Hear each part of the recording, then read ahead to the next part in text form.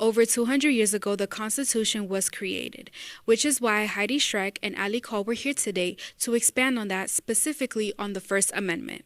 The purpose of the United States Constitution is to build a stable, democratic government that protects citizens' rights and liberties, restricts government power, and secures a more perfect union. It accomplishes this by constructing a federal government with separated powers, a system of checks and balances, and outlining basic liberties and rules for managing the nation. This was a place which had a system of laws in place that enabled us to practice our religion, to be able to be a part of government, to be able to be full citizens and engaged community members.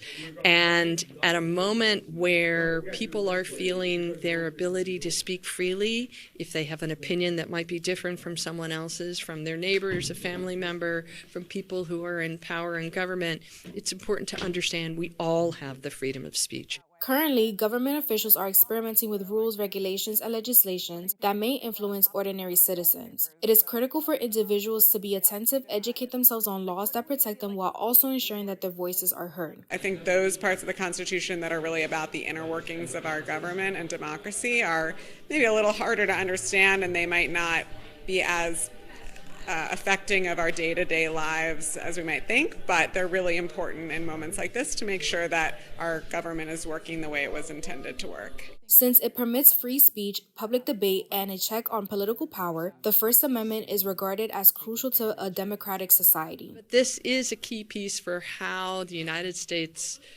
democracy was set up to operate. It was a pretty crazy idea when it was first put in place. And it's lasted a really long time and gone through some changes to adapt to how our world has changed. But we encourage people to get yourself a copy of the Constitution. We are living at a time where our voices and opinions are being limited to the point where people are hesitant to speak up. It is important to keep in mind that the First Amendment gives you the freedom to express your opinions, hold your own beliefs, and take part in democracy. Reporting for BronxNet, Nicole Rosado.